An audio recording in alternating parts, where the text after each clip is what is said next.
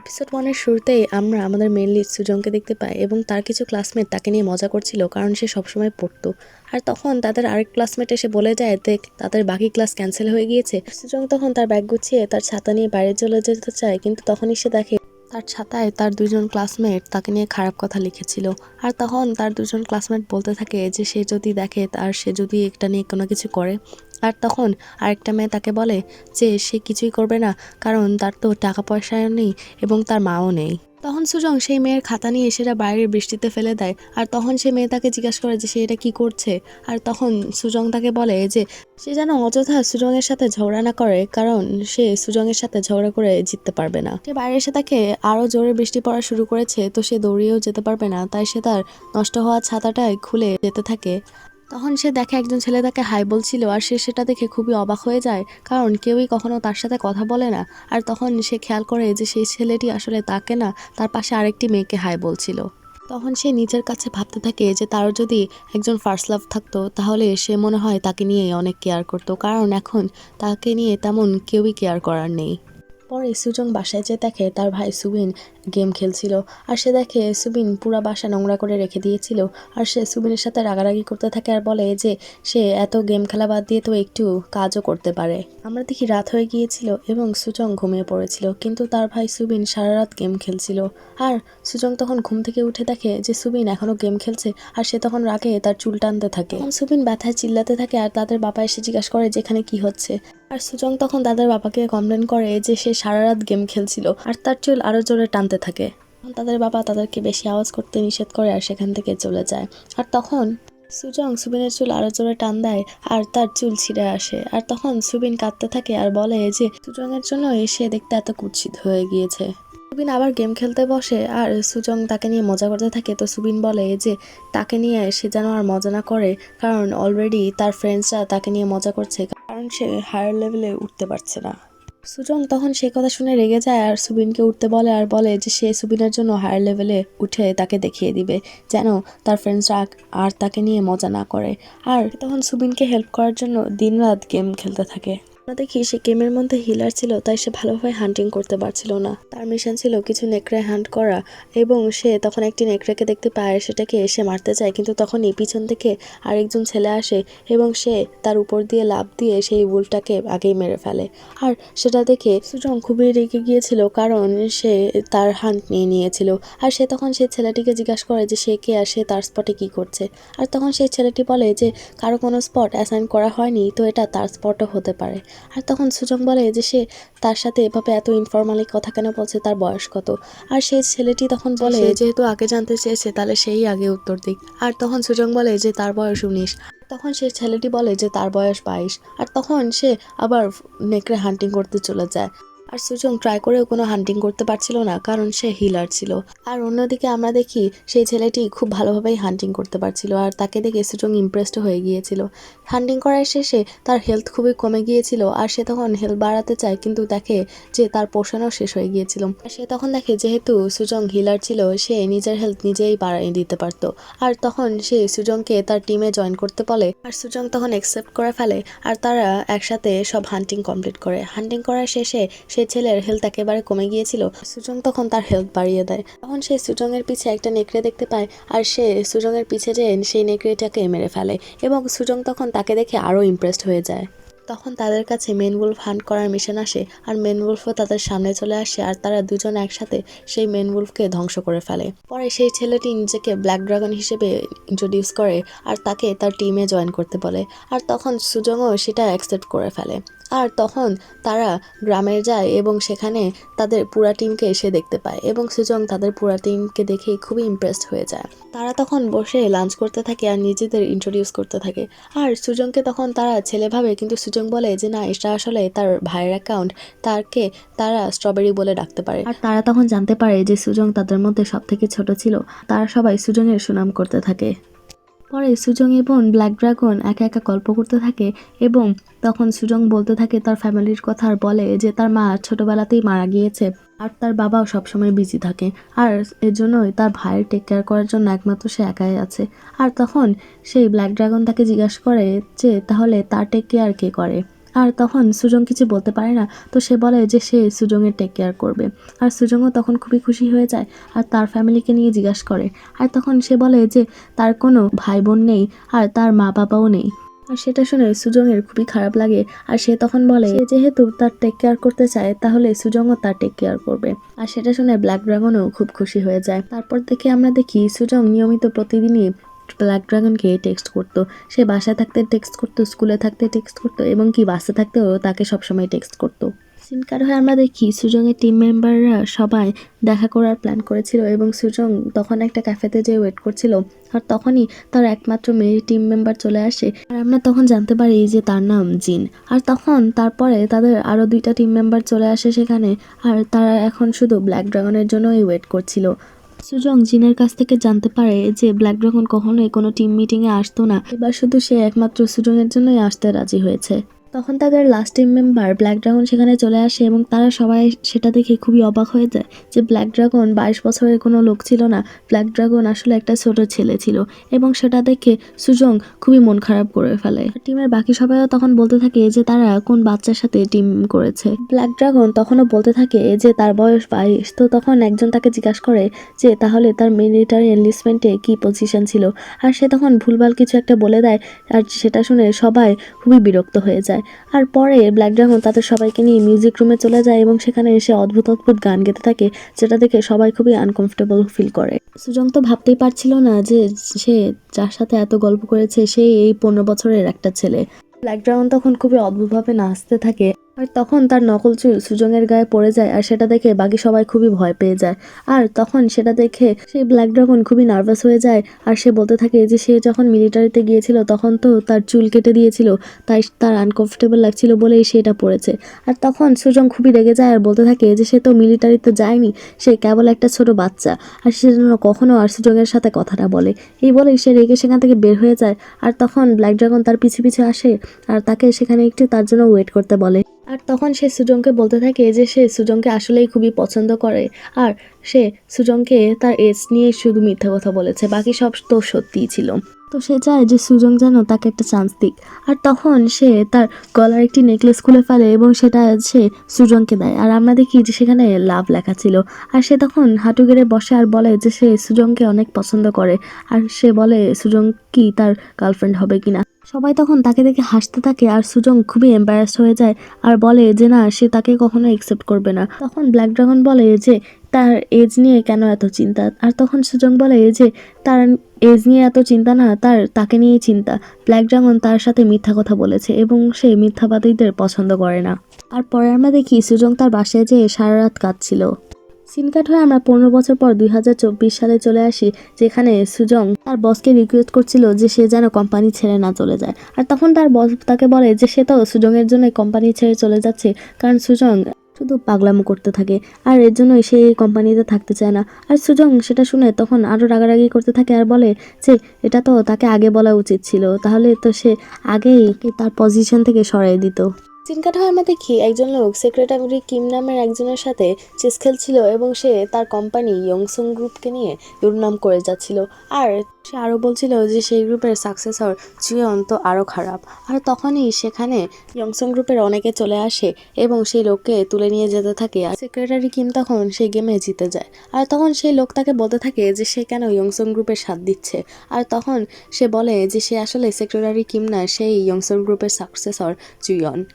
আর সেই লোককে তখন এখান থেকে নিয়ে যাওয়া হয় আর আমরা এই সিনের মধ্য দিয়ে আমাদের মেল লিড জুয়ানকে নিয়ে জানতে পারি। সিন কাট হয় আমরা ইয়ংসং গ্রুপের এমপ্লয়ীদের দেখতে পাই এবং তারা হরর একটা মুভি দেখে খুবই ভয় পেয়ে যাচ্ছিল সব কিছুতে।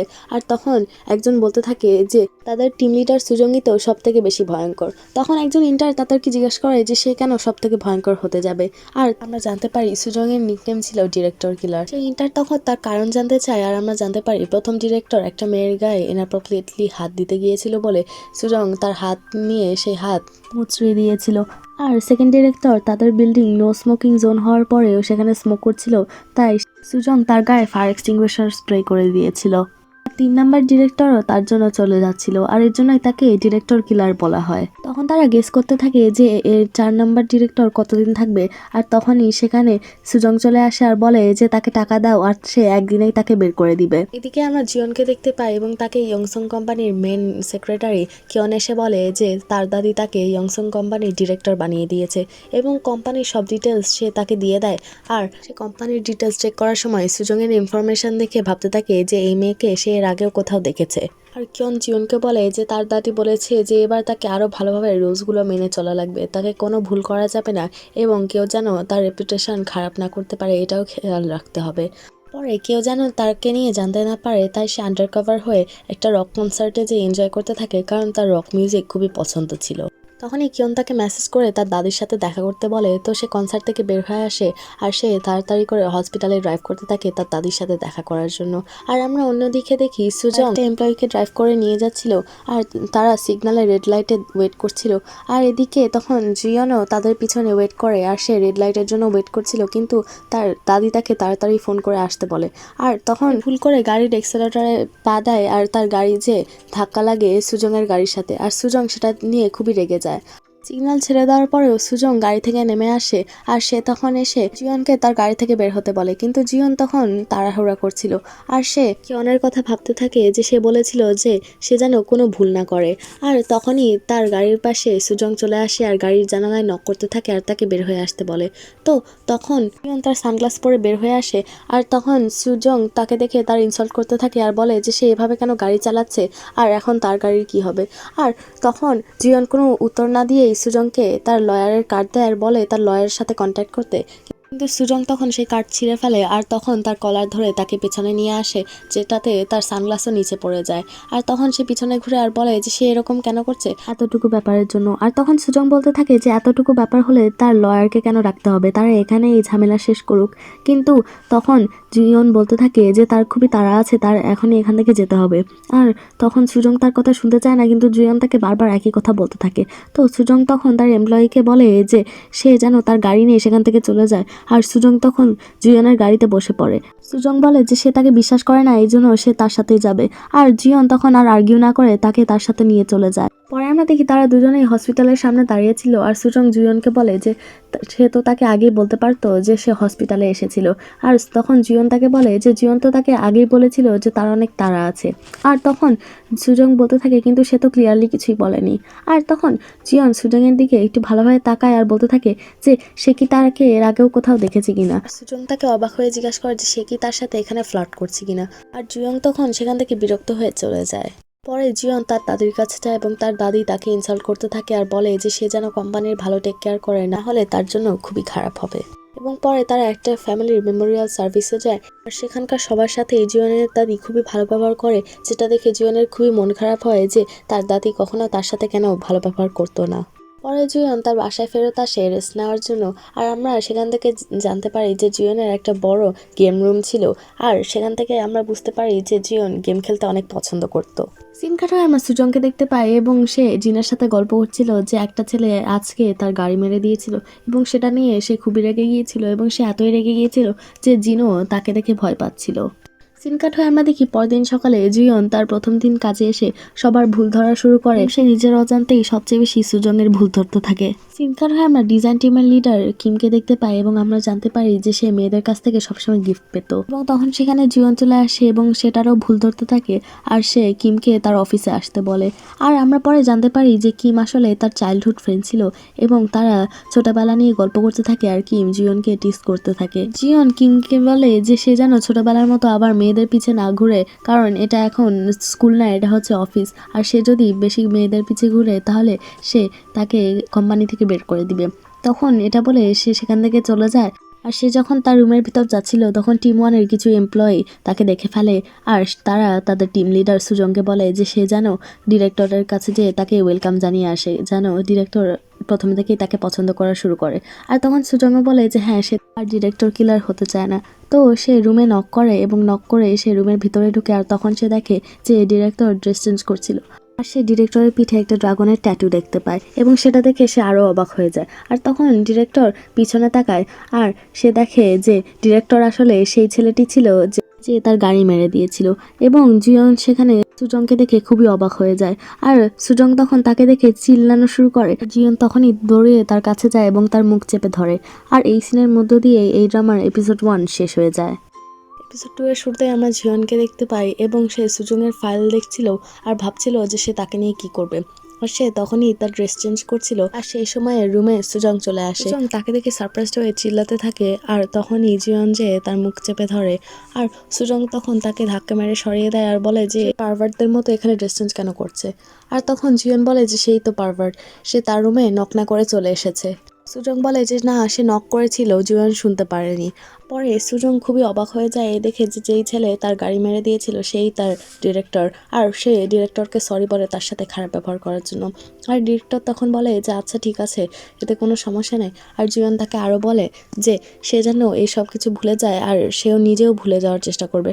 আর সুজং এটা শুনে খুবই অবাক হয়ে যায় যে জিয়ন এত তাড়াতাড়ি এত সহজে এটা ভুলে যাওয়ার কথা বলছে।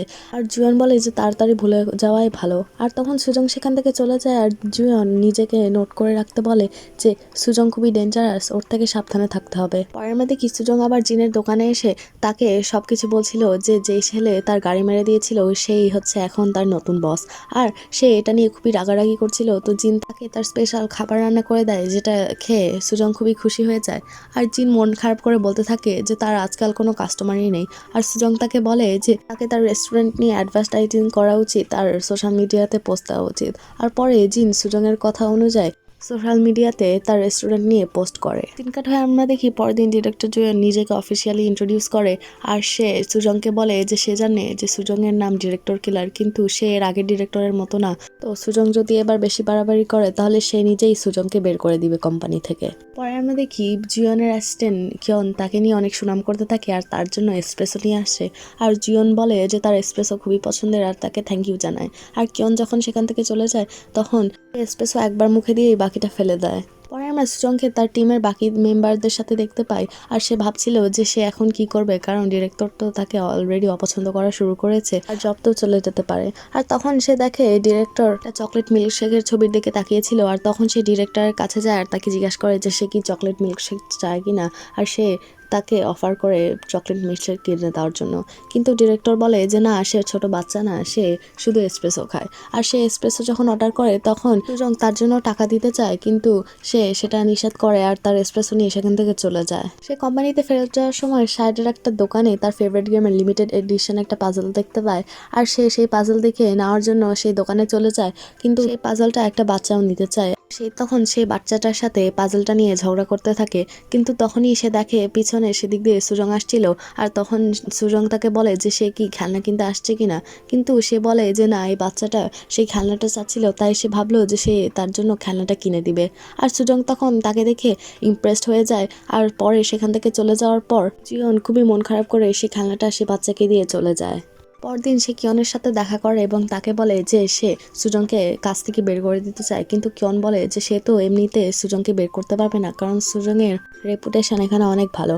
কিন্তু জিয়ন বলে যে সে কোনো না কোনোভাবে তাকে বের করেই ছাড়বে, না হলে সে এমন এক কাজ করবে যেন সুজং নিজেই একা বের হয়ে যায়। এরপরে মিটিংয়ের সময় সে সুজংয়ের অনেক ভুল ধরতে থাকে এবং তাকে বিভিন্ন কোয়েশ্চেন করতে থাকে, কিন্তু সুজং খুব ভালো করেই তার সব প্রশ্নের উত্তর দিয়ে দেয় এবং তার সব ভুলের সে সমাধানও বলে দেয়। মিটিং থেকে বের হওয়ার সময় কিয়ন বলে সুজংকে এত সহজে বের করা যাবে না, কিন্তু জিয়ন বলে যে সে তাকে বের করেই ছাড়বে। মিটিং শেষে সুজং যখন ওয়াশরুমে যায় তখন তার এক সিনিয়র তার দুর্নাম করতে থাকে আর বলে যে সে কুকুরের মতো এত খাটে কেন আর সে সবসময় কাজ নিয়েই কেন কথা বলে, সে তো একটু ব্রেকও নিতে পারবে আর তার সব সময় ডিরেক্টরদের পিছে কেন পড়ে থাকতে হয়। আর এরকম সে তাকে আরও গালিগালাজ করতে থাকে। আর তখন সুজং তার প্রত্যেকটা গালিগালাজের উত্তর দেয় এবং তাকে পাল্টে ইনসাল্ট করতে থাকে। আর সে আর সুজংয়ের সাথে ঝগড়ায় পারে না, তো সে রাগ করে সেখান থেকে চলে যায়।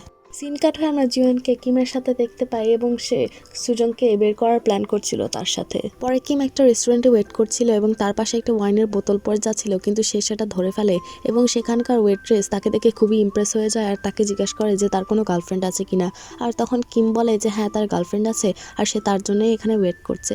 আর তখনই কিমের গার্লফ্রেন্ড সেখানে চলে আসে, তার পাশে বসে তাকে বলতে থাকে যে সে সবার সাথে এত ভালো ব্যবহার করে বলেই সবাই তার সাথে সবসময় ফ্লার্ট করে, কিন্তু কিম তাকে বলতে থাকে যে যে সে তার সাথে এক্সেপশনালি ভালো ব্যবহার করে। সিন কাটে আমরা সুজংকে দেখি এবং সে তার টিমের সাথে একটা টিম ডিনার করছিল এবং তারা জিয়নকে নিয়ে দুর্নাম করছিল। আর তখনই সেখানে জিয়ন আর কিয়ন চলে আসে আর জিয়ন বলে যে তারা তো জিয়নকে ওয়েলকাম করার জন্য এই ডিনারটা করছে, তাহলে জিয়নকে কেন ইনভাইট করা হয়নি। আর তখন তারা সবাই ভয়ে জিয়নকে তাদের সাথে বসতে বলে। আর পরে দেখা যায় টিমের সবাই কিয়নের সাথে বসেছিল এবং জিয়ন সুজংয়ের সাথে বসেছিল আর জিয়ং সুজংয়ের রান্নারও দুর্নাম করছিল। পরে সুজং তাকে জিজ্ঞাসা করে যে সে কি ড্রিঙ্ক করতে চায় কিনা। আর জিয়ন বলে যে সে নিজে তার জন্য ঢেলে নিবে আর সে ফুল গ্লাস ঢেলে নিয়ে সেটা তাড়াতাড়ি করে খেয়ে ফেলে, যেটা দেখে সুজং খুবই রেগে যায় আর সেও একই কাজ করে। আর পরে জিয়ন তার ওয়াচ খুলে ফেলে আর সে আরও বড় গ্লাস নিয়ে সে বড় গ্লাসে সোজু ঢেলে সেটা খেতে থাকে আর সুজংও একই কাজ করে। আর পরে তারা দুজনেই বেশি করে ড্রিঙ্ক করতে থাকে আর নিজেদের অজান্তে একটা কম্পিটিশন শুরু করে।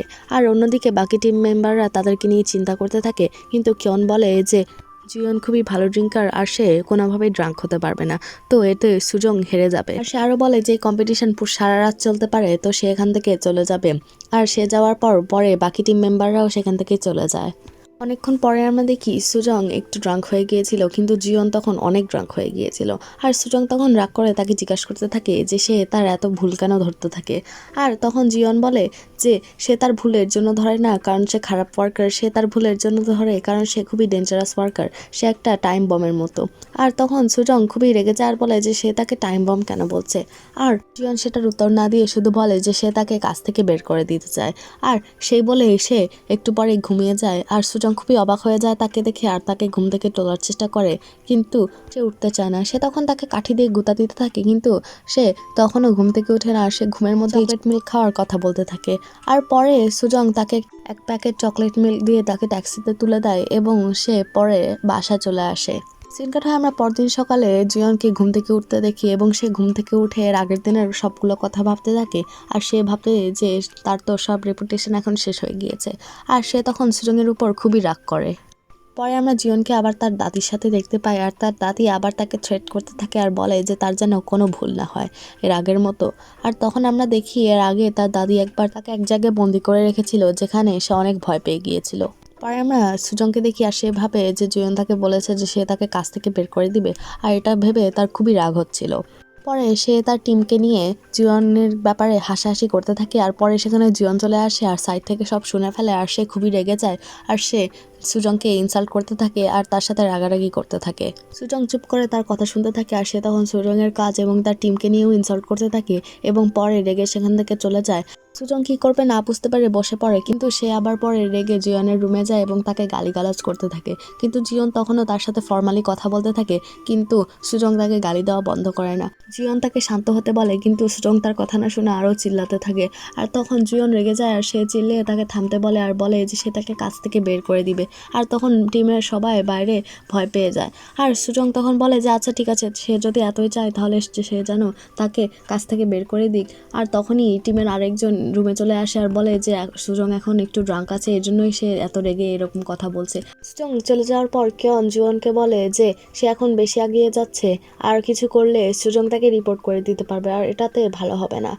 এদিকে সুজংয়ের টিম মেম্বার তাকে শান্ত হতে বলে আর তাকে জিয়নের সাথে এত ঝগড়া করতে নিষেধ করে, কিন্তু সুজং রেগে বলে যে কেন জিয়ন এরকম কেন ব্যবহার করে। আর তখন সুজংকে সে জানায় যে জিয়ন আসলে কোম্পানির চেয়ারম্যানের নাতি। আর সেটা শুনে সুজং খুবই ভয় পেয়ে যায়, কারণ সে সেই ব্যাপারে জানতোই না।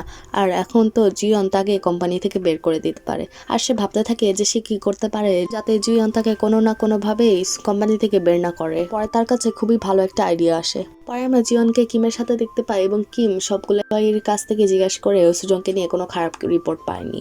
আর এই ব্যাপারে জিয়ন খুবই ডিসঅ্যাপয়েন্টেড হয়ে যায়। রাতে আমরা দেখি সুজং তখনও অফিসে ছিল এবং তখনই জিয়ন অফিস থেকে বের হচ্ছিল, কিন্তু সুজং এখনও কাজ করছিল। পরে জিয়ন যখন অফিস থেকে বের হয় তখন তার মনে হচ্ছিল যে কেউ তাকে ফলো করে, কিন্তু তার আশপাশে তেমন কেউই নেই।